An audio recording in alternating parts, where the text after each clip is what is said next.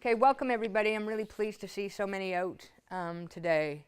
As some of you may know, the provincial government has agreed to enact legislation on accessibility. So what that means is they want to create a law that will make sure that people with disabilities get access to the programs and services they need.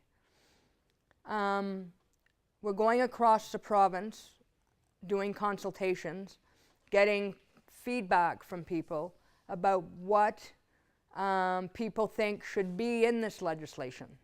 So the legislation hasn't been drafted yet. We've been tasked with creating a report that will go to the Minister of Community Services, and that report will tell her what we as a society here in Nova Scotia want to see in that legislation. And that report has to be given to the minister by February 13th, Friday the 13th in February. So before we write that report, we want to hear from people. We want to find out what people think. So the minister set up an advisory panel, and she asked an advisory panel and a few subcommittees to think about what should be included in that legislation. And we've drafted a report, and that report is on the website. Frank was on one of the subcommittees, and we got talking about how could we make sure that this information was accessible to the deaf community.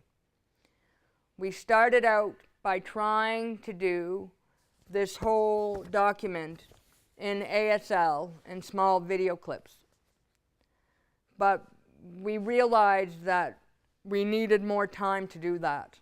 So we put the introduction to this in ASL. So that's on the website. So you can go on there and you can watch those videos. Today, we're going to finish off the discussion paper through this town hall so that you'll understand what's in the document. And then we're hoping that you will attend one of the consultations that are happening across the province. And you can go to the website and you can see where the consultations will take place. Sign language interpreters have been booked for all the sessions. So you can email, there's an email address on the website. You can email that person, or you can phone my office's TTY number, and that's on the website as well. And you can let us know which session you want to attend.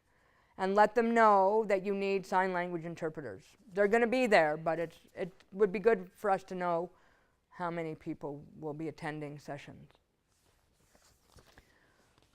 So today what I'm going to do is go through this document to give you the highlights and to make sure that you understand what's in the discussion paper. So first, I'm going to talk about what's in this discussion paper. So I want you to imagine a Nova Scotia where each one of us can live in our own home for as long as we want, can enjoy parks and public spaces, can live life to the fullest. Imagine a Nova Scotia where everyone can be part of our success. We want to make Nova Scotia barrier-free, a place where everyone can enjoy places, goods, services, and information that are meant for the public. Accessibility legislation is one way we can make this happen. Through laws, through rules and standards and policies, we can make Nova Scotia the way we want it to be. So why would we develop legislation? Well, think of it like if you're a carpenter, you use hammers to build houses, right? Well, governments use legislation to build societies. We need to have rules and regulations that tell us what we can do and what we can't do. What we want is to have rules that will make sure that people with disabilities can be included in our societies. As I said earlier, the Minister Bernard established a Minister's Advisory Panel on accessibility legislation. And about 40 people from across the province took part in developing this discussion paper. And we divided the discussion paper into 8 sections, and I'm going to go through each of those sections now.